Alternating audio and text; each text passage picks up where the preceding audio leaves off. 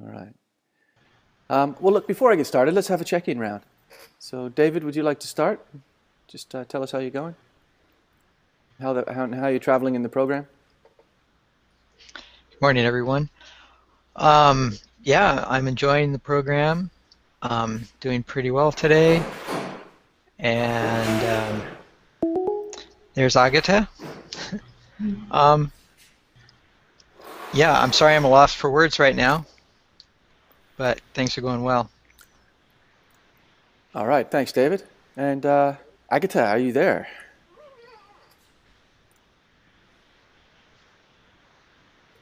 Hey, oh, great. Nice to see you. Do you want to check in to tell us how you're going and what you're up to and how you're traveling in the program? Can you hear me now? I just guess I unmuted myself. Hello, everybody. Nice to see you. I missed the call last week. I'm here now. Looking forward to what's going to happen. Great. Good to have you back. And Gary? I echo all the wonderful sentiments given by David. I have a similar loss for wordsness about me at the moment. Yeah, I'm fine, and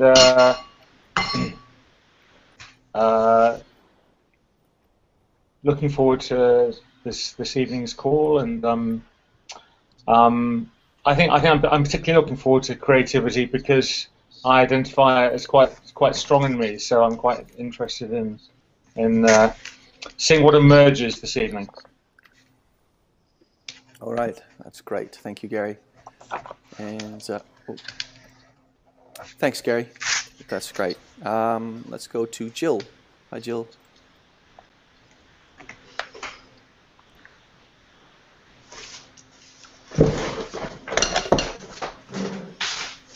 Okay, well, we'll go on to Jody while Jill's fixing her sound.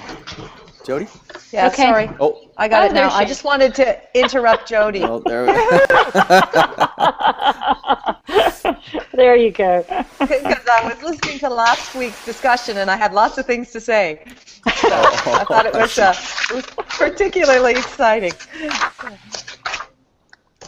So no, I'm doing well. I missed the last couple because I was traveling, but now I'm back home shoveling and been pondering what to do about creativity. So I was desperately searching for an example, and I thought, wow, that's sad. So you're a poet and you can't talk about creativity? Oh well.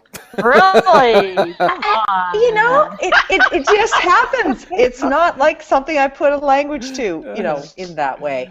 So anyway, looking forward to it. Okay, great. Thanks, Jill. And Jody.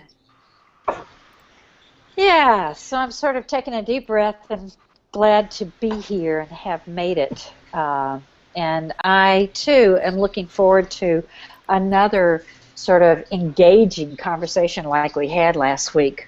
And we might even let Jill say something or other in the process. Thanks, Jody. Excellent. And Lisa. Hello. The course is going good for me. I guess the struggle I always have is I have examples and then I apply, I try to figure out which pattern it is, and it's just like I never know if I have it right. And so that's where I am. Okay. Because it's a lot similar, and then we haven't gone through them all yet, so I don't. Yeah, it's going good. All right, great, and that's the whole purpose of going through lots of examples and learning from each other. So hopefully yeah, that'll help today. And thanks, Lisa. Hi, Marie. How are you? Hi, Tim. Hi, everybody. I'm good. It's a rainy, gray day here in Connecticut, and the course is going, I think, really well for me. I am especially I've been especially happy with reading the everyone's blogs, and I feel behind in offering comments. But it's not for. I find them so engaging and rich in each one in these very unique domains. So I've been just kind of marveling at the wide applicability of the pattern language through everyone's different examples. Thanks, Marie. And look, that's a good segue into the idea that the patterns appear most fully in the beginning for each of us in areas that we're familiar with, where we have some expertise or some deep familiarity. And then when we hear from other people, and this is the great benefit of doing this learning collectively, is we start to see that where we see patterns in our domain, other people can see them in theirs. And then there's this idea of isomorphism. Agatha, could I ask you to mute your microphone, please? Sure. Okay, great. Thank you. Yeah, isomorphism means kind of self-similarity. There's similarities between domains that are general forms. Morphism meaning shape or form. Iso meaning similarity. So it's seeing those similarities across domains that really helps us understand the patterns in a deeper way and what they signify. And then we learn to see them outside of our domain, outside of the other people's domains who we've been working with, and see them in pretty much any domain. And there's a really, a journey from here to there, from here where we don't really see systems or wholes to where we become absolutely fluid in a language like pattern dynamics, and we can see the different patterns in any situation at any time at will and communicate them fluidly. So we call that fluency in pattern dynamics, and we hope to move everyone to fluency by the end of this training. That is, all 56 patterns are clear and meaningful to you, and you can identify them in nearly any situation with reference to the textbook for most of the second order patterns, or the guide if you need it, where the definitions are, but certainly sort of absolute fluence with the first order patterns where you can pick them anytime without reference to the book. So that's what we're heading towards. And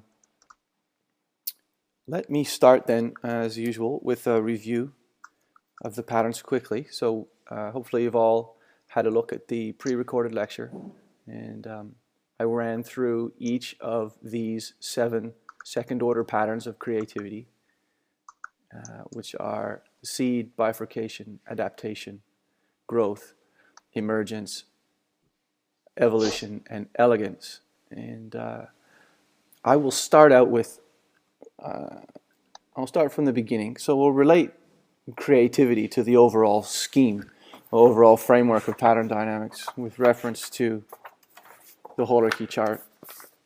So we can see that we've got source in the middle, and it has 6 major aspects, which are these ones: rhythm, polarity, structure, exchange, creativity, and dynamics. And source being the fundamental generative activity of the universe that creates stuff. It creates identifiable things with identifiable types of form or patterns, whether they're humans or galaxies or anthills or banking systems. As I've said before, a system is a system is a system. And there are some of these isomorphisms or similarities in their form that are shared across these various seemingly very unique and different domains. And it's these underlying principles of their form that we're looking at with pattern dynamics. And creativity is one of the 6 fundamental aspects of this generative force. And I'll just read the definition of creativity here.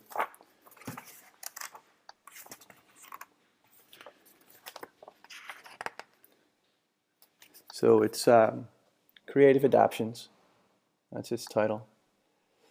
And it says it represents the emergence of new forms within a system. So we're taking the systems view here, and the description is the creativity pattern represents the emergence of new forms and processes that help systems adapt to changes in ever-changing environments around them.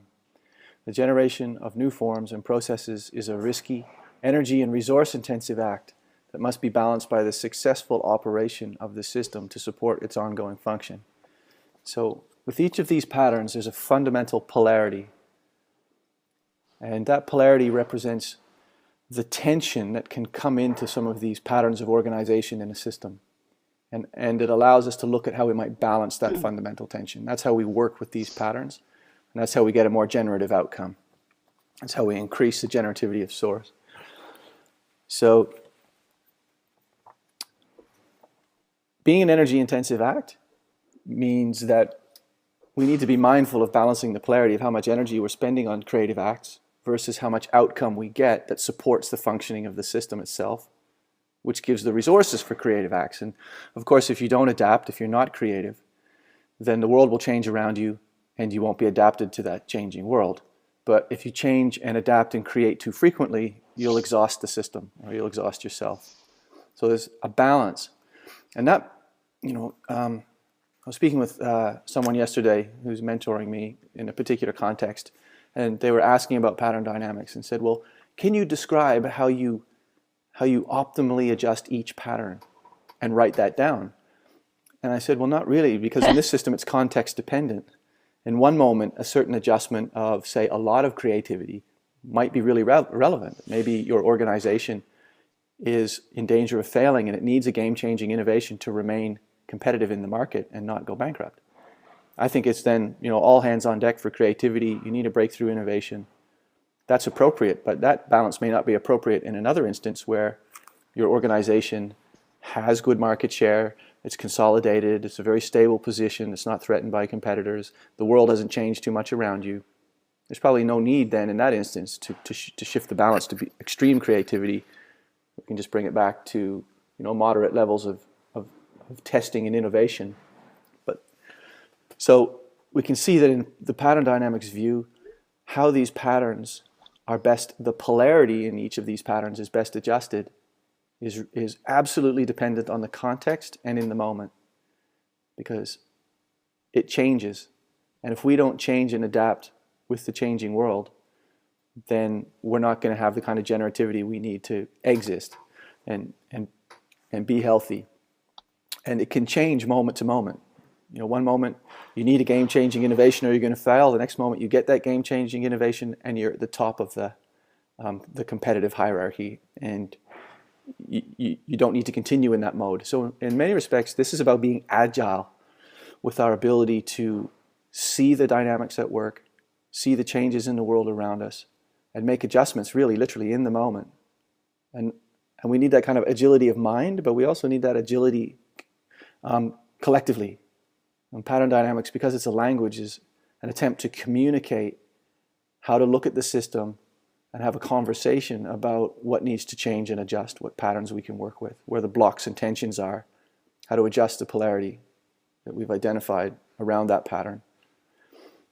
And use our collective intelligence then to get a better outcome, because using our collective insights and putting them together is almost always better than using lone insights. So pattern dynamics is a process of identifying where the tensions are and associating them with a pattern, then discussing these things to collectively decide or collaboratively decide what's taking place, and then to use our collective intelligence to get a better outcome, to actually make a strategic intervention or create some kind of design innovation that we then put in place in the world. And where pattern dynamics is quite different from almost all the other disciplines that seek to change systems is it's not instrumental. That is, it's not one person looking at a system or a small group of people looking at a system, understanding it, and then making the leap from understanding to changing it. There's a step in between, and that step in between is the conversation and the collaboration that makes that change meaningful to everyone. And this is absolutely critical, because any change that's not meaningful to the group of people in the system or who compose the system on which that change is imposed will likely reject it. So, you know, the real traction in pattern dynamics is in that second step, what I call the second person space, or the dialogue, the conversation, and the collaboration that makes any kind of change to the system meaningful. That is, it's a difference that makes a difference to you that's going to be of benefit, and you can see why, and you'll participate in it rather than reject it. So on to the second order patterns now. So in the same way that we adjust the first order patterns of source to get a more generative outcome, we can also adjust these second order patterns for each first order pattern. And for seed, the first one, it's the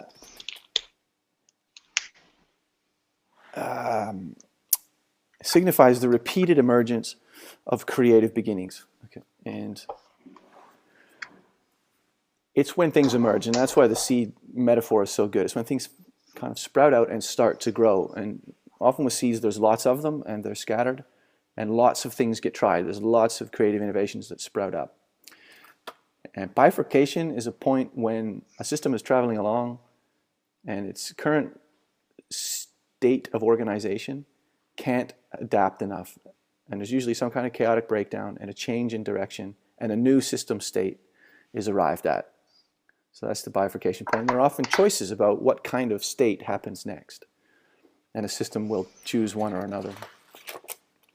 And then there's adaptation, structural adjustments. That's changes to the structure that aren't breakdowns.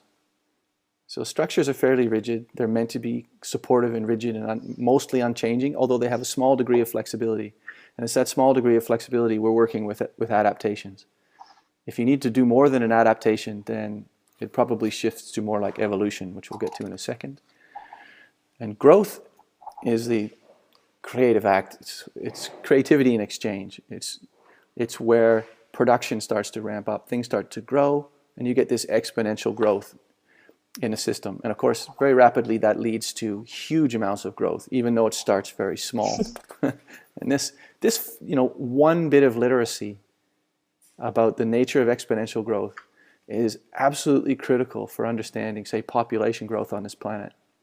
And just because there's only 1 million people in 1920, and you think, oh, that's fine, the world's a big place. But if your doubling period is every 10 years, then that can't continue for very long, clearly, because there'll be more people than you could fit inside our solar system, for instance, if that doubling period continues for 1,000 years. It's exponential growth means that things grow fast late in the curve, and that often takes people by surprise. Emergence, innovative arising, this is the moment when things emerge that are new. And it's a critical moment because identification of this moment and selecting viable game-changing innovations is where a lot of people excel. You know, opportunists identify game-changing emergence, and they go to them immediately because they can see what they are. And a lot of other people are laggards. This morning on the radio I heard a fellow talking about disruptive technologies and how it catches a lot of businesses absolutely off guard. They ignore them, they say they're terrible. You know, he's talking about 3D printing and saying, well, you know, the critics say, oh, they're printing in plastic and those things will be cheap and they'll never be any good. But in his opinion, they're ignoring a game-changing emergent in the market that very quickly is going to grow and change and evolve to outcompete a lot of manufacturers who are going to be taken absolutely by surprise because they've not noticed this innovative emergent. And then we get to evolution, which is when you get enough game-changing emergence, then everything changes. There's a system state change shift, boom. And it's the difference between it and bifurcation is bifurcations can go anywhere, up, down, sideways, but the evolutionary trajectory is really increasing in complexity.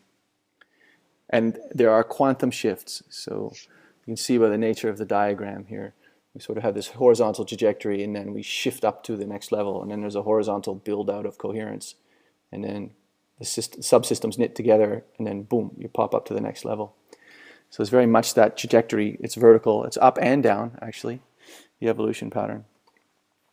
It has that aspect. And the last one is elegance, which is an aspect of creativity that signifies high sophistication in the creative process. And that's a little bit abstract. and it's more about the aesthetic component. That is kind of how beautiful it is, how refined, how efficient, elegant, and that kind of high sophistication isn't always required or necessary, but it certainly is amazing when it emerges, and it seems to require a particular set of conditions where just about everything is right to get this kind of real elegance, like Baryshnikov, that kind of thing, where, is the complete dancer, where everything is aligned and being really synergistic, and then you get a performance which is truly sublime. But that might not happen every day, even for Baryshnikov. Okay, so let's start into this week's conversation on creativity. Would anyone like to start?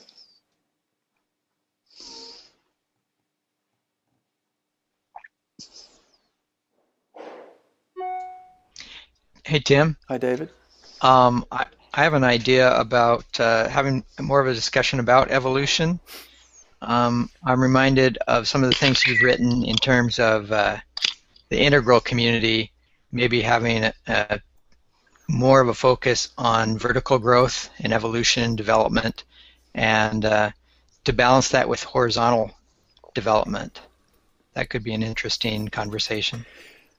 Yeah, all right. Well, let's start there and see where we meander in our conversation about the creativity patterns, because I've recently done some study. I've done a graduate unit with Lectica, which is an organization which is based on a tradition of developmental psychology in education, and especially the work of people like Kurt Fisher, Michael Commons, and Dr. Theo Dawson. And they think that they have found a measure of what I'll call in this instance evolutionary complexity. That the build in development is, or the evolution of a system, is really an increase in its levels of complexity. So you start with, say, a unit, and then there's more of the units at that level get discovered, and that's called mapping, and then they get knit together, and that's called chunking. And then that chunk goes up to be the first unit of the next level, and so on and so forth. The process increases. And each time there's a knitting together of these elements and a chunking, there's a move to a new level. And one of the examples is that in children, first children learn sensorimotory skills. So this is very much based on the theory of how skills are acquired as human beings. And first, there's sort of reaching. There's just reaching for kids, and then there's reaching and grabbing. And this is an example that Zach Stein pointed out. And then there's reaching and grabbing and sticking it in your mouth. And those three sensory motor acts, they get mapped and then they get integrated. So then the child, the baby, learns to reach, grab, put it in the mouth as one system. And so everything, kids went around and take everything, reach, grab, and put it in their mouth. It becomes a seamless system. And then that chunk gets brought up to the next level where these things can become more intellectual. So sensory motor skills then become these kinds of ideas. So one example is kind of like kids have a whole bunch of sensory motor activities around bedtime. There's brushing your teeth, there's getting your pajamas on, there's having the story, there's taking the bath, there's cuddling up with dad, there's getting under the covers, there's being tucked in, there's the kiss goodnight. So there's all those sensory motor acts, but eventually they get chunked together into this system called bedtime, which isn't sensory motor anymore, it's an abstraction, it's an idea. It's actually a representation of the sensory motor act. So in the view of skill theory, there is two things going on. There's the horizontal trajectory. There's, say, the move from sensory motor elements to having those chunked together into, and the vertical shift then to representations. But before that can happen, this knitting together is called a cohering or a coherence. And all these elements, this knitting together is a horizontal act. And there's a lot of evidence now to suggest that if you push vertical development before you have a good horizontal coherence at one level, that you'll just fall back down to the next level, or you'll be frustrated and there's a term used for this sometimes with regard to children. When you're pushing one particular aspect of development and you're trying to push it vertically very fast without the coherence of the rest of the things that support it. You know, say he's trying to hothouse your child to be a world-class violinist, and you just put them in the room for 7 hours from the time they're 3 to practice with the violin. And there's a whole bunch of other skills that go with it, sensory motor skills, for instance, like, you know, standing and rolling and moving your arms up and down. What happens is that skill tends to rise temporarily, and then it crashes back down below where it would have been if you let it evolve with a bunch of complementary skills that cohered into a larger order of development. And so, to answer your question, David, I think sometimes within the integral community, it's become normative. And what I mean by that, it's become kind of one of our values, or culturally kind of acceptable by default, as a kind of starting position that vertical development is good, always good, and should be prioritized over kind of horizontal coherence. Now, that's not always true, but in some instances, it does seem to be the kind of normative approach. And that's not to take anything away from what's called vertical learning. I mean, it's a very important truth, and it's embodied in the evolution pattern of pattern dynamics.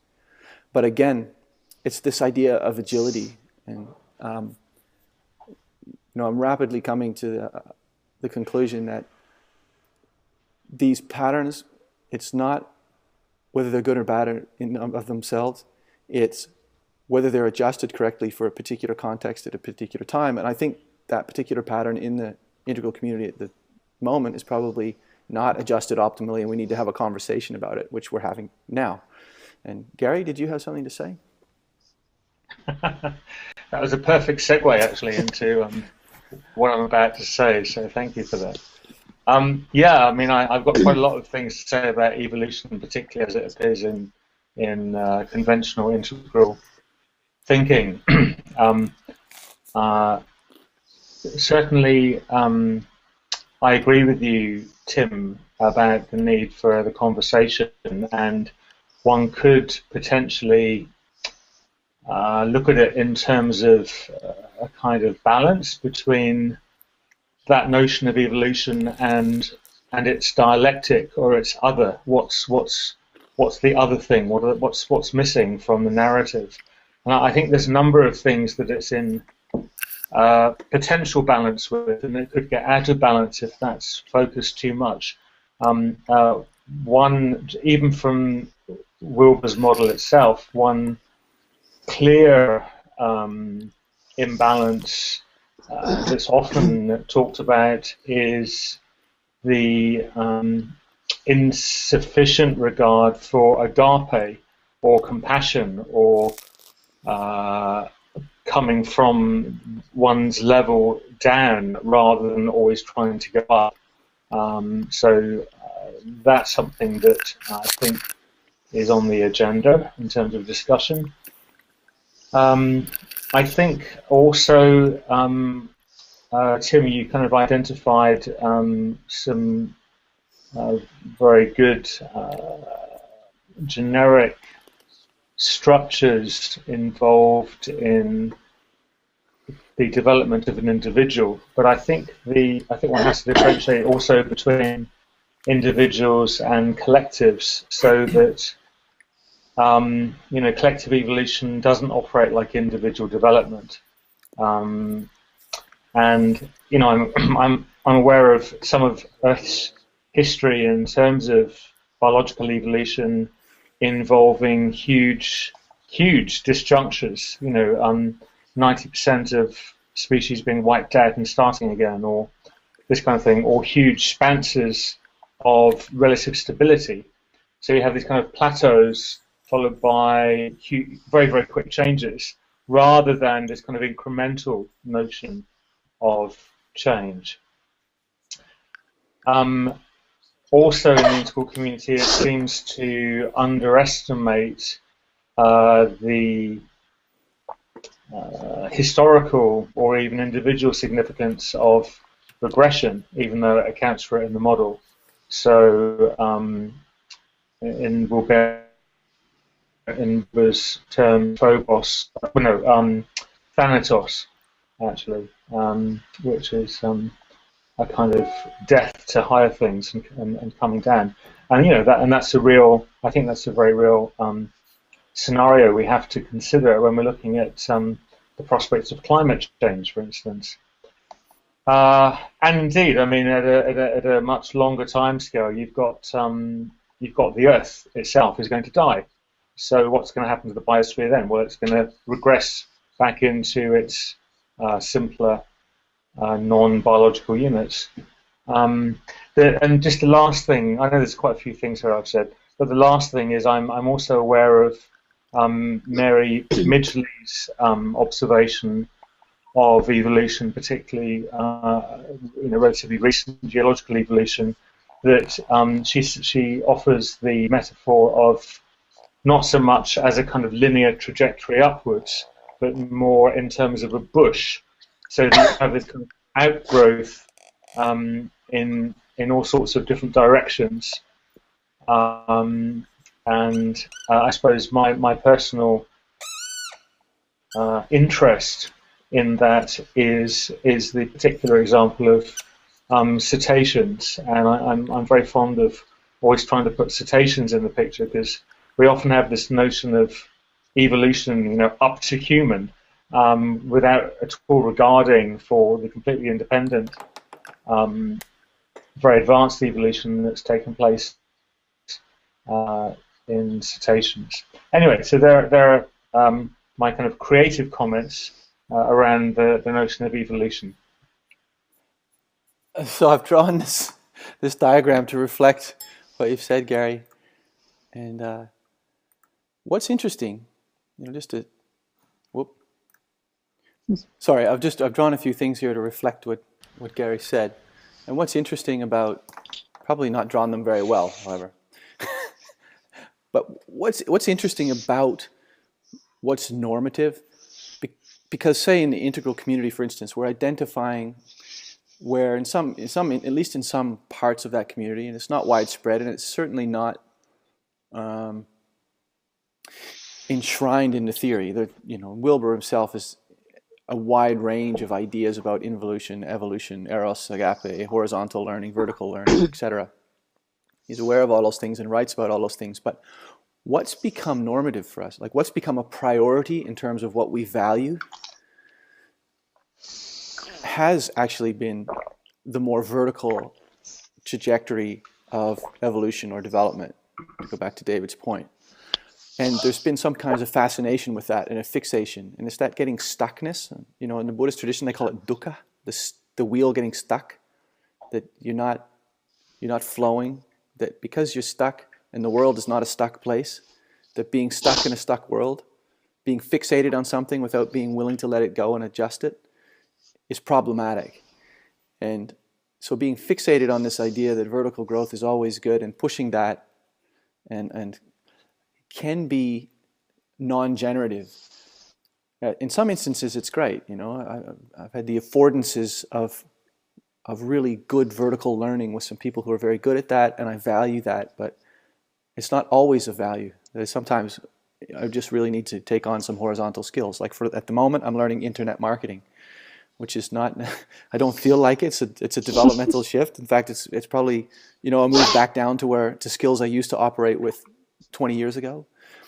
But I'm building horizontal skill there because it's necessary for what I'd like to do rather than push vertical learning or vertical skill development. And your discussion about the different branches, there is this growth-like kind of dendric pattern, it's sometimes called a tree branching pattern, is where we often see it. And that over here, there's the humanoid branch of this development. And over here, perhaps at an equivalent vertical level or evolutionary level of complexity, where there's a life of the mind, which is maybe equivalent but different to the human one. Now, there are people who believe this, and there's some evidence to support it, right? It's something we should consider and we should investigate rather than say reject out of hand or accept without evidence whatsoever. But it's possible, and what's interesting is that we have a way to have a conversation that makes what we make normative, that is what we value and we focus on, we make that an object rather than allowing it to just emerge without really any kind of reflective conversation. So with pattern dynamics, we get to evaluate as a group collaboratively what we need to prioritize in a given moment.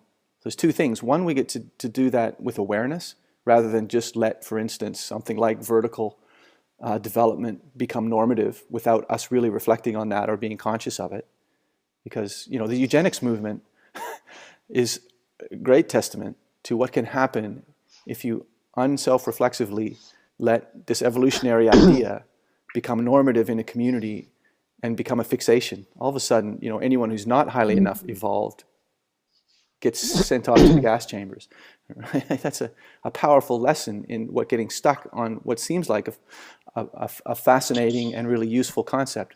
In fact, it's 150 years, or just a little more than 150 years ago, that Charles Darwin published The Evolution of Species and brought forth the idea into the public consciousness of evolution.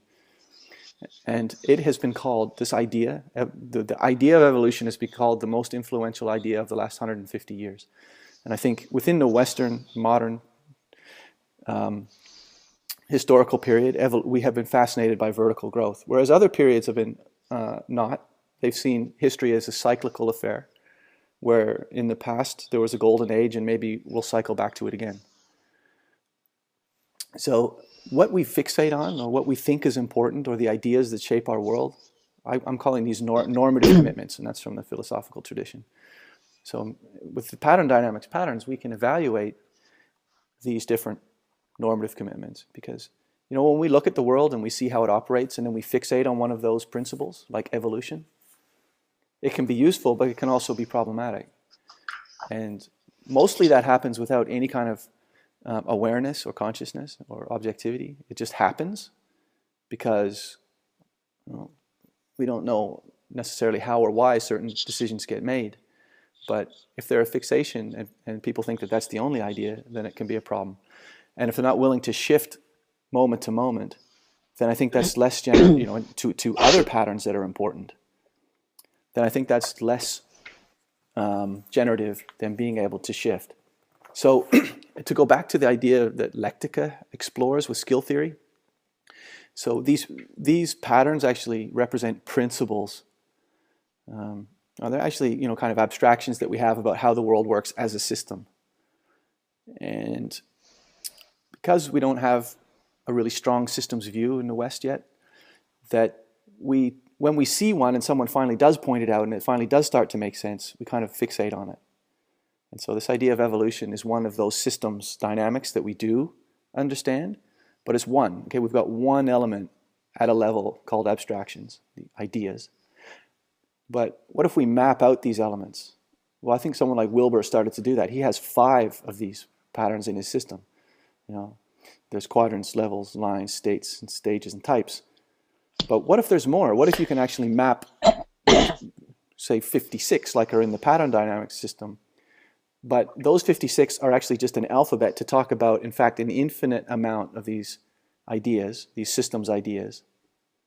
And you can recombine them in really novel and interesting ways so that you can explore all those infinite different varieties of systems of ideas at that level. And then you have a kind of agility, you have a kind of language then to discuss and make object and be conscious about what we're making normative. You know, do we fixate on the growth pattern? Well, I'd argue our society is fixated on the growth pattern. It's fixated on material growth. I think there is also a fixation, not just within integral circles, but within the Western kind of tradition in general, the Western modernist tradition in general of vertical development, of this idea of evolution, and that we need to get to the next level. But what about ideas like cycle in terms of history?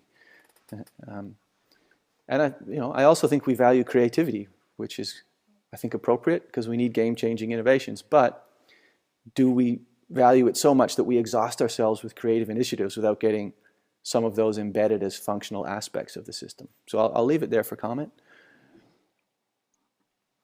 David? So, for example, using spiral dynamics, You could be at the modern level, which we have a lot of our culture at today, but as you said, Tim, there's probably an overfixation on growth, and so you could use PatternDynamics to kind of become a more healthy version at the modern level.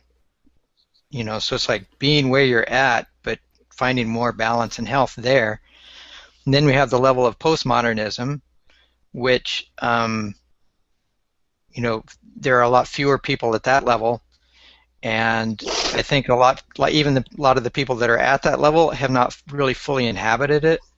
I think there's a lot we could learn from it, if we were really to really explore that and inhabit it and really figure out all that it has to bring, all that it offers. That could be a really healthy contribution to society, rather than us just trying to push up to the next, because we all want to be at the integral level, or however we define that.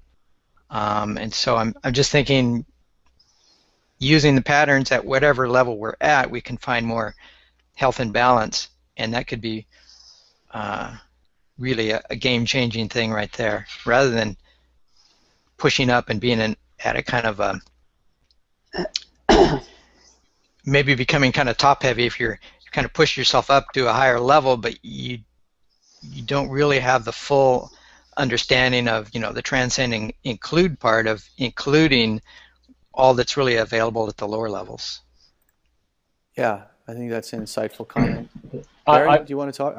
I totally agree with you, David. I mean, that's actually been some of the mark of my research on integral, to really take postmodernism more seriously. In fact, I'll just write down the article if anyone's interested. It's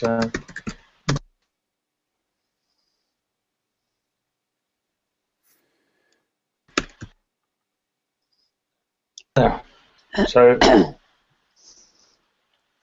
hasn't come out in a separate one. Okay, there we go.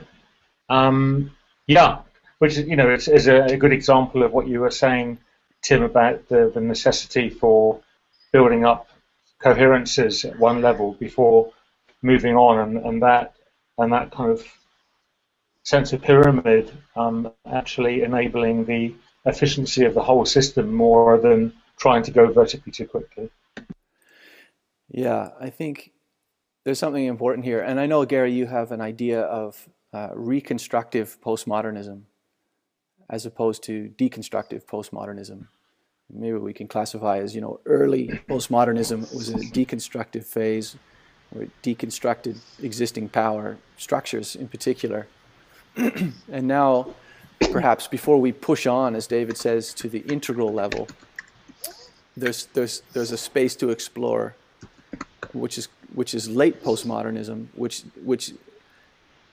is the cohering required at that level before, en masse, human beings can shift to a more integrative kind of perspective, if that's how we're looking at it. But I agree, and I think there's something really interesting and important about cohering at the postmodern level, and making that generative and healthy, rather than having an allergy to it and sort of like skipping on as fast as you can. So Gail Hachechka, who's an integral colleague, has this great saying. She says, you can't tiptoe through green. you can't go out like that and just shoot past it into what's often called second tier. And by the way, in skill theory, there's not very much evidence to support people being at a level. I mean, I think there's some truth in it. Like, it's as a heuristic, it can be useful to say, someone's kind of probability cloud is somewhere centered around this kind of action logic, it's sometimes called. But skill theory shows, the evidence is that people will test at radically and wildly different places vertically in a skill, given the context, given the time, whether they had coffee before the test, whether they had an argument with their spouse, whether it's raining that day, whether their metabolism happens to be out of whack or they didn't take their, all kinds of things. Or just all those other conditions can be the same and they will still perform radically differently. I mean, when you take the statistical average of where they're at, it does seem like it's at some level, but that's an average. An average doesn't tell you anything about what will happen in the moment when someone has to perform a skill, right? Averages don't tell you that. So, you know, this idea that as an average, statistically we're at some level is somewhat of a fallacy and only has kind of broad heuristic value. And I think we need to be careful with it. Again, you know, it's about balancing this idea of the structure of evolution. That there's a structural component, but it's not that fixed. Jill, did you have something to say? Yeah, so I definitely agree with what people are saying about vertical development. And one of the things I've been thinking about is, you know, vertical development is really an either-or kind of proposition. And although we talk about it as include and transcend, it really is evolution in an upward direction, and that's the focus. So when I think about emergence as opposed to evolution, if you think about it as not a binary system, but a trinity of forces, right? So if you're looking at having a trinity of forces, an affirming force, a denying force, some kind of resistance, and then some kind of reconciling force, you'll get an emergence, right? And because something that Jody and I've read around, you know, trinity of forces causing emergence as opposed to a vertical, either or binary, evolutionary, masculine, feminine type of approach. So it's a different mathematical base, giving you a different way to look at it. And I don't know how that would fit into creativity, but it seems to me it fits here around emergence. Yeah, and you see, this is where, and this is really interesting. This is a very interesting point you brought up and a very interesting conversation, because I've drawn the emergence pattern and I've added an extra arrow pointing down, the third force you're talking about. Because what we're signifying now is a different dynamic than what I have originally drawn with emergence. There's two activities. They're both in a vertical trajectory, and they combine to form something new. But there's no discussion of a third force. Bringing this idea of a third force pushing down that forces some kind of new outcome, that's interesting, because if that becomes normative, if we understand the world, the way the world works as including that dynamic, it's really quite different from having this more vertical orientation to both emergence and evolution, and in fact growth. You know, I put the growth pattern upright, whereas you could draw it like this. And in fact, in some ways, it's more reflective, because that's the exponential growth curve right there. The denying force or resistance or tensions, you know, it's been my experience, my lived experience, that those things are really key to any kind of emergence. And without them, you don't get creativity. And people often try and remove tension or talk about removing suffering. You know, to be a heretic, you know, I've sort of come to a place where, you know what, I'm not so sure that that's useful or useful concept. Right. Jody, did you have a comment? Right. That sense of and to take what we've been reading recently a little bit further, the unifying piece is non-dual reality, is that there is that force that's coming in. So you have opposing forces that are real, and that the third force is non-dual. So that it's that interaction not of just the two with each other. It's not just enough to mix the two and get some sort of synthesis or something, which is the classic, you know, sort of dialectic. Rational logic, dialectic logic, but that it's that non-dual aspect that we don't really have an understanding of it, other than its existence and our experience of it in its existence. That is the consistent linchpin to the fourth coming forward, which is something that isn't the first and the second, but is something uniquely, ultimately evolutionary aspect beyond. But that the consistency is the non-dual aspect of the void that is in some way, and it's sort of counterintuitive because it's almost like there's nothing, and yet it is the nothingness that is actually spurring that emergence that's taking place. So this is great, because what you've done, Jody, in this conversation, I think, is run through a number of different dynamics at work in reality, in the world that we're a part of and we experience and we observe. So, Roy Bhaskar, the philosopher, has something to say about the non-dual being present in every moment in everyday life. In fact, you and I couldn't communicate at all if there wasn't some kind of unifying ground in which that connection could happen. So if that's the third force, and then the fourth is the that's the kind of, there's the non-dual where we're all unified, and in some way that we don't understand, because we seem to be extended in space and time in the empirical world. Right. But then Bhaskar has this idea of the actual, where things are going on that create the empirical, if you like, but are not so immediately obvious on the empirical level. And then there's the non-dual, from which the ground in which all of that activity takes place. So he has what's called a depth ontology.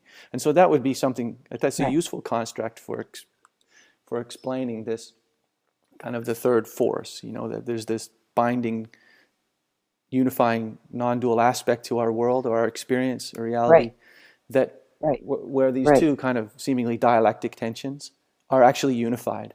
And this goes somewhat to polarity theory, that no two distinctions in the universe are ever that separate. They're just aspects of one thing. And if you can find that aspect of one thingness, which you've called void, which is on the chart, and we'll talk about that next week when we get to in a couple of weeks when we get to source. But void is in fact that.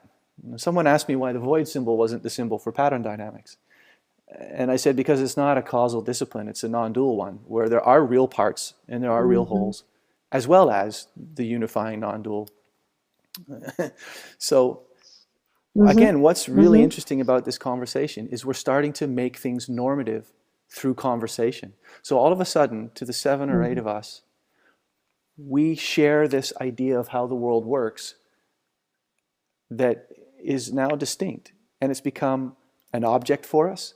We'll probably start to see it more. It will become then normative for us. That is, we'll start to value that dynamic. We'll start to see it. We'll start to be able to operate on it. We'll have a conversation and a language around it. And then we start to value it. This thing happens where what's descriptive becomes evaluative. That is, we evaluate it as something good or bad. And that's the normative kind of commitment that emerges, often without any kind of self-reflexive awareness by the group. It just happens. And then it's there, and then it can take on pathological forms, as in eugenics, or it can take on, healthy forms, as in some of the ways that the science of evolution has benefited humanity. So bringing these things to awareness and having an actual language that makes this process, makes us aware of this process, so we can actually make decisions about whether these ways of looking at the world and describing them are things that are important or not important, and also whether in the moment, in a particular context, they're important, and developing that kind of agility. And I'd argue that this kind of agility is what's required for generativity in a complex age. If the world is complex, you can't get stuck. If it's complex and dynamic, you can't get stuck, or you're going to cause a block or a tension or a negativity. So that that itself is a normative commitment that I'm proposing, right, and should not go unchallenged. So, in the spirit of creativity, let's explore that. And I think it allows you to make that difference. You were talking about the difference that makes a difference. So in looking at it, what we just created, you can look at that as differentiating from the vertical development model, and evolution being in one direction and that being something that is beneficial. You're talking about a fourth dimensional plane. So if you're evolving into a fourth dimension, it's really not up or down, right? Yeah, there's something else there to look at, something that was invisible to us before we signified it with this Right, conversation. right, right. And to me, that means that you've got the potential of, and maybe that's a link between emergence and evolution, is that because that fourth plane creates a different way of looking at everything that you've looked at before, so that's that state change, that's what enables ultimately a state change to happen. And it can happen at an individual level, it can happen in a small group, or it could happen with an entire globe. Maybe not all at the same time, but actually there are a few I'd like to see happen all at the same time. So we could get on with some things. But look, historically, sometimes, from a historical perspective, sometimes these things do seem to happen all at the same time. Slavery, the abandonment of slavery in the Western civilization happened over about 100 years, maybe a little bit more than that.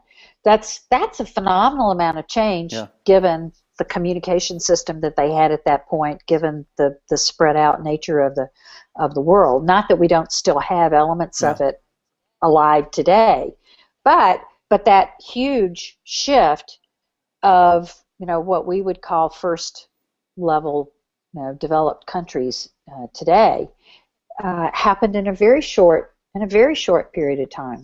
It was quite significant in terms of the speed with which it happened. And I think, Jill, you're talking about, sometimes you need the tension. And in fact, in this view, we're not trying to eradicate tensions or even to resolve them. We're actually looking more to manage them for generativity. And sometimes those tensions need to be actually quite extreme. And they need to be, there are moments in time when you just simply have to create really intense situations. And, having young children, there are times when learning hurts, and you have to create that situation where there's an extreme amount of tension to get a breakthrough in some things. Not often and not always, but just at some moments. My daughter fell off a horse. Just to get him to leave home. Well, you watch wild animals, how they get their progeny to leave home. It's vicious and terrible, and they just literally kick them out and kill them if they come back. So, but that's not the way we should operate necessarily all the time. We need to evaluate the context in the moment. If they're just trying to learn to play a few bars on the flute, you don't need to create that kind of situation. So, I think, just let me recap the conversation so far. So we've got a few patterns here. We've explored kind of the branching idea of the growth of different pathways of evolution, because our theme really has been this vertical trajectory in development within the creativity pattern set, and the nature of evolution. And sometimes there's a vertical kind of arc, but you can come from the top down. That is, there are new emergent levels of complexity or form that sometimes seem to descend down and inform what's coming, what's building in complexity. Again, this idea of morphic resonance, that there are these, once something has evolved once, it's more likely for it to evolve again. We don't know how that happens, but there's actually really good evidence to support that this happens. So that agape, or top-down development happens as well as bottom-up. And Barrett Brown's pointed out to me that just because you're talking about vertical learning doesn't mean it's always about going up. Sometimes it's about going back down to levels of complexity that are embedded within you that perhaps need attention and to be made more generative rather than just the push to higher levels of complexity. And then we've talked about emergence and how, what's signified with the emergence pattern is really, more of a dialectic where there's these two forces and they're not necessarily in opposition, but they come together in some way to form a new thing. And there's really, the emergence pattern signifies more of the popping. And then there was the idea that, well, there's actually a third force. It's not just a dialectic. It's not just two things coming together and then, synthesis, antithesis, and then forming of something new. The dialectic idea. There's actually this third force That's interesting, because that is a creative emergent in itself in relation to the emergence pattern. So, that's kind of like meta creativity. So we've done well. We get a big tick for creativity because we've done that. But what's interesting about that is the normativity, and we brought in that we're forming, and we brought in the void pattern. And void just signifies, really, if you like, we can use the language of the non-duals.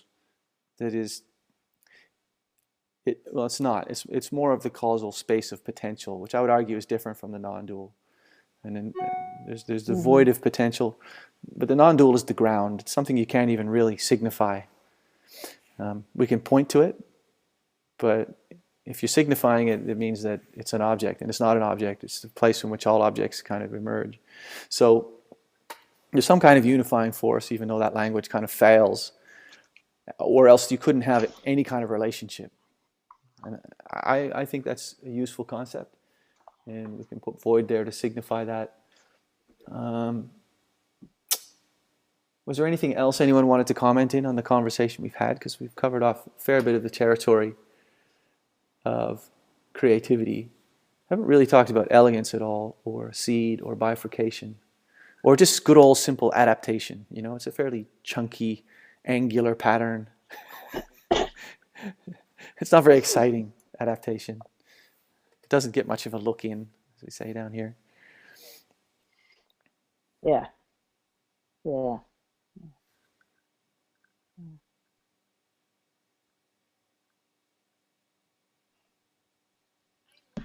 I loved this.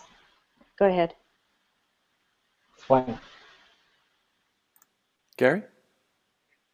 Okay, just a quickie then. On adaptation, is it not the case that the particular style of our collective agreement in relation to this course speaks of adaptation? It's like we want to keep the structure, at the same time we want to allow sufficient new possibilities, but not to override the structures. So for me, there's something of adaptation in the collective agreement that we initiated at the beginning of the course. I agree. I think that's an important part of what we're doing. And more importantly, that we can reflect on it, and we can signify that dynamic or that reality in a way that's meaningful to all of us. And then we can make a collective decision about how that should be adjusted, rather than just having this kind of normative way of doing things that's kind of like the air that we breathe. It's not really seen, although it really supports everything that we do. So being able to operate on these normative commitments and actually have discussions about what we should value, because what we value actually shapes how we behave, and collectively, as collectives. And as Gary said, the individual is different from the collective. And I think there are some isomorphisms. There are some things that are shared between individual systems and collective systems, and there are some things that are not. And I think it's important to make those distinctions and have conversations about what that means in terms of, what we value, what's normative. Gary? And I think you highlighting the significance of reflection and the ability to reflect and to make the water we swim in the object that we can discuss. I was thinking which pattern might that pertain to, and I was thinking of holarchy, actually. Yeah.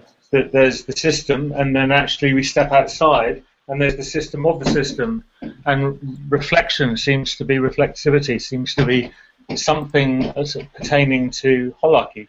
Yeah, I think you're right. I think you're talking about holarchy in the life of the mind, when we talk about ideas, for instance, because what's normative for human beings is about what we believe, which is these are ideas or abstractions or mental objects. And so, there are holarchies of these things, that there's context within which they sit, and then greater context within which those things sit. And being able to look at the structure of our value system is really interesting. just bringing that perspective to bear is really interesting.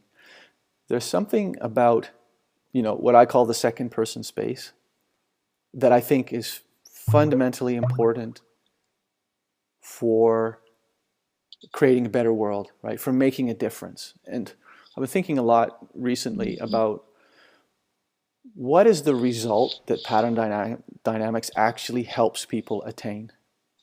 Because I've described what it is, it's collaborative tools for collective intelligence. It's the first systems thinking framework for purpose-driven collaboration.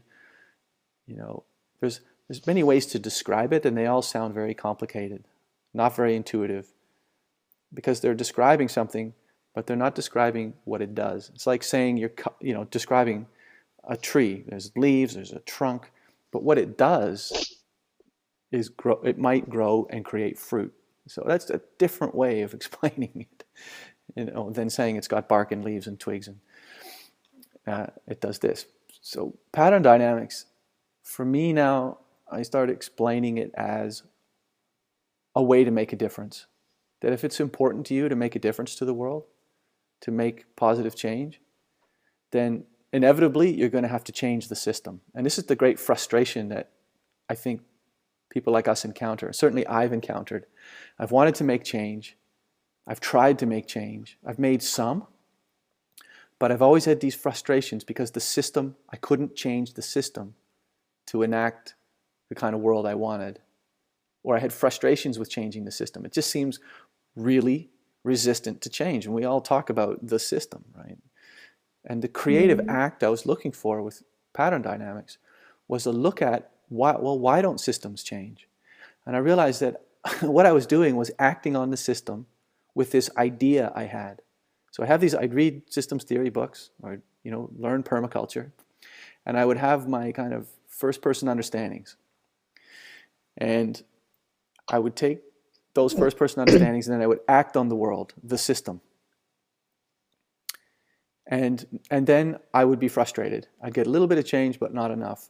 And the reason I was frustrated was because there was a step in between where the second person space, any system that we talk about in the human world is a system of people. It's an organization or a society, right? And if you try and change a system without asking the system how it wants to change, it won't change. And that was my kind of insight. And it took me a long time to figure this out. And I banged my head against the wall for a long time and I was very frustrated until I figured out you could actually start to get traction if you could discuss what kind of changes might be useful for the system.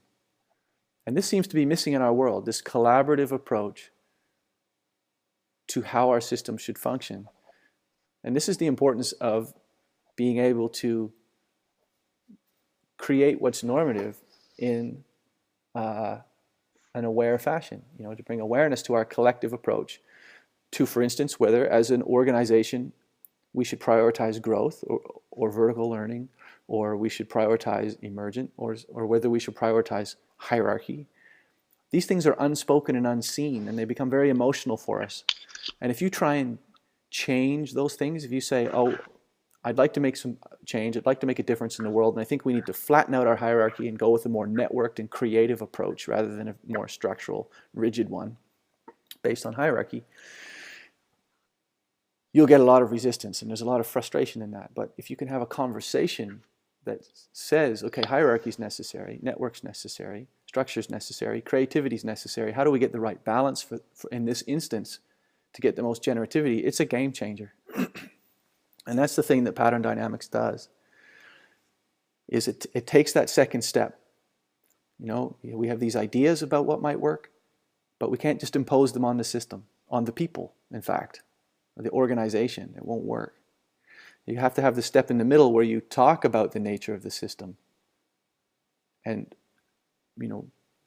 make agreements about how you should change that system. And then that's the power of what's normative, the power of what we value. Because if we have a conversation about it and we all mostly agree on it, then we value it. And if we value it, then we'll accept the change. And that's the magic. Because if you're interested in making a difference, you have to change the system. If you're going to change the system, you have to understand how systems work. You have to learn to think about them, which is called systems thinking. Then you have to apply that systems thinking collaboratively to get agreement. And then you can apply collective intelligence to some kind of change. And it will get traction because everyone has contributed to this and it's valuable to them. That's the 1, 2, 3 process that I've been asking you to do in the blogs. Understand the patterns at work, communicate them so you can get some collaborative agreement. And then 3, get an outcome, some kind of strategy or design outcome where you're using the collective intelligence of that group to get agreement on the outcome. That method and that way of doing things it deepens our ability to make change and make a difference. Because I think everyone does make a difference. If that is their real interest in life and in the world, the thing that makes your life meaningful and allows you to express your unique offering to the universe, if you like, then learning to do it better and make deeper change and get more traction is something that's meaningful to all of us, for people with that inclination. And I know now that pattern dynamics is a tool, if learned and applied, that can deepen, in some cases radically deepen how much of a change we can make and how much of a difference we can make. But there's a journey, we start here because this stuff is so not expressed in our world and not taught, and it's not normative. And we start here and we need to get there. And there's a series of milestones along the way. So, all of us in this course right now are at really the second milestone. The first milestone is engaging, learning the first order patterns at the workshop or in some other setting. Second milestone is learning all the second order patterns and working towards fluency with all the second order patterns. So they just come like that. Third milestone is actually learning to communicate these things to people who don't have that level of understanding. And there's a real skill in that. And once you reach that milestone, you can work collaboratively with any group with your pattern dynamic skills, and you can get agreement, or you can work towards that collaborative agreement about what needs to happen. You may never get agreement. And then the next milestone is being able to marshal that collaborativeness into an actual decision, right? And that's collective intelligence, because you're using everyone's intelligence and understanding of the system, whether it's object to them or not. Everyone has an understanding of how the system works. It's just a perspective. And if you can collaborate and coordinate those perspectives and then use collective intelligence to get a decision or an outcome that everyone agrees on, you've reached the last milestone. And then you have full capability, and your ability to make a difference in the world, I reckon, will be radically enhanced. I think it's an application or a skill that's really useful in the world we're in. So that's just a way, that's my own kind of the creative emergence for me in the last couple of weeks about what pattern dynamics is and how to explain it. It's a tool for helping you make a deeper difference. It's an application or a skill you can learn, and there's a journey to do that, and there's a kind of mastery. And once you have it, you can actually make a deeper difference.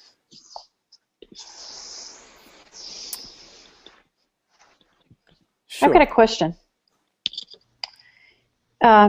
which after that very powerful piece is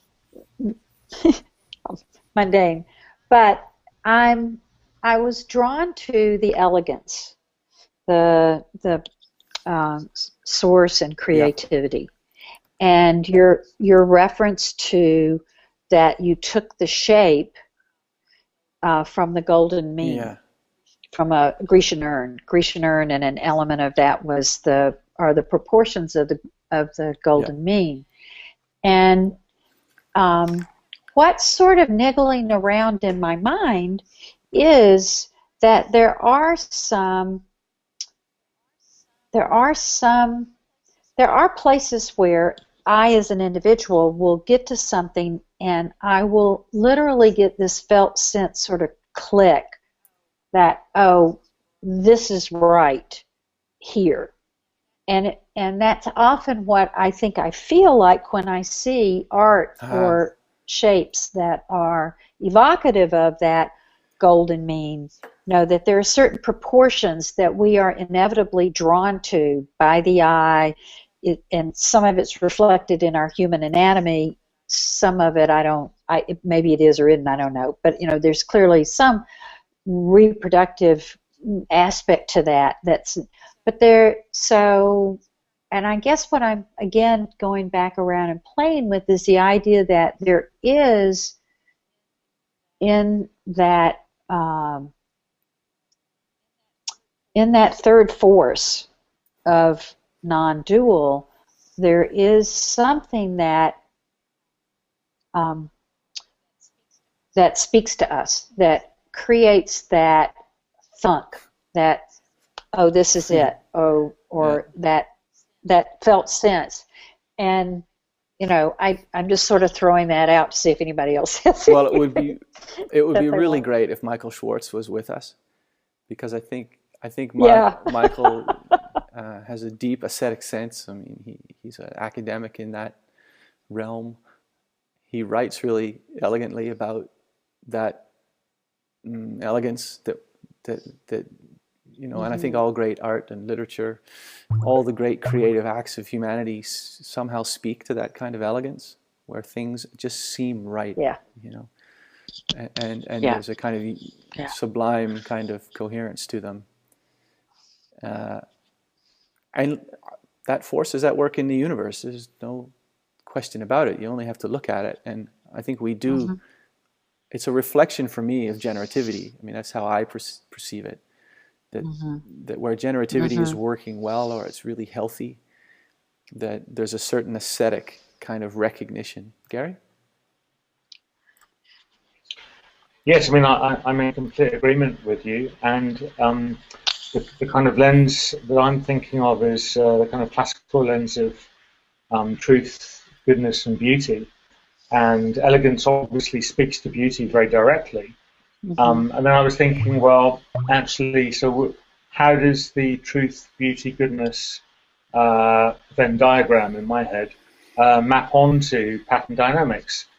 So I was getting a kind of meta-reflection, just musing a little bit, like elegance. You've actually directly attempted to bring through elegance, it seems to me, by actually by the patterns themselves, by the shapes. Yeah. So you've been working individually and jointly on the elegance of the shapes. Elegance and truth, like there's something about the truth and beauty combined to produce the shapes. There's obviously an aspect of truth that the whole pattern dynamics is attempting to get to, which is the significance of systems truth as opposed to atomized truth. And obviously there's very particular types of truth involved in all the different elements. And also, I mean, probably lots more can be said about that, but also normativity you often bring through as a separate kind of issue, often in relation to the notion of balance, for example, or we talked about health and pathology, and there's been a discussion on normativity. Anyway, I'm just going to want to bring that lens of truth, beauty, and goodness in, because elegance seems to speak to beauty, and for me, there's a real meta-reflection across the whole pattern dynamics phenomenon. Yeah, I think goodness is the interesting part. I think pattern dynamics is oriented in what I call the second person space, the intersubjective space of our collective agreements and conversations and norms and values. It's oriented there, and because I think that's where the power is in making a difference. If you can work in that intersubjective space and change how people value what you're doing and the changes that you'd like to make or see, then you can get real traction. And sort of off to one side sits the aesthetic of that, or the understanding, the subjective kind of realization of that process, or the collaborative systems view. And then there's, of course, the system that sits off to the other side, which is kind of the third-person reality. And a lot of the times people look at the chart and they interpret it instrumentally as a way to look at the third-person object and describe it. But that's only part of it.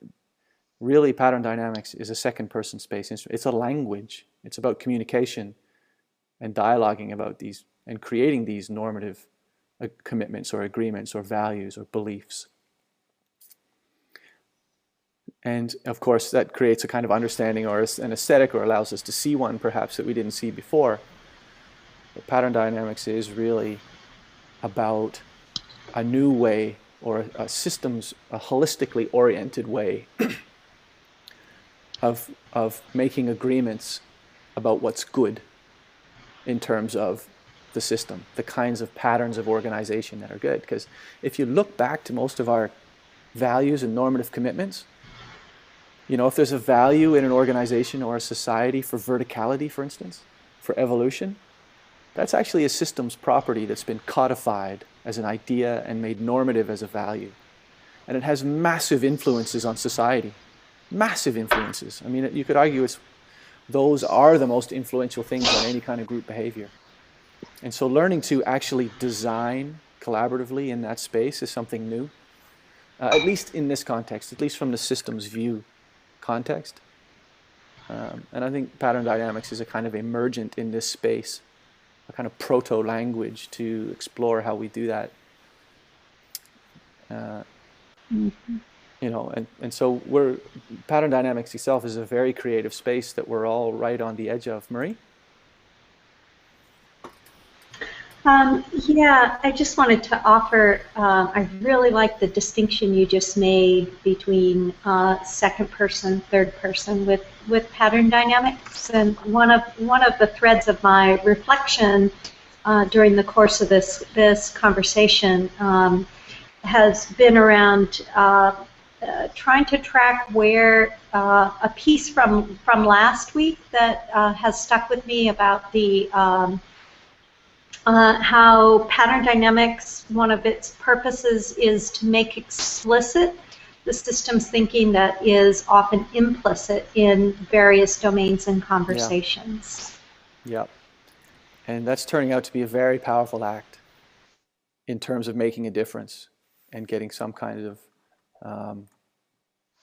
of traction with generative change, you know, being able to make that kind of difference. So, and I'm pleased, you know, just to reflect where we're at in the course. I'm seeing the emergence of the capacity to identify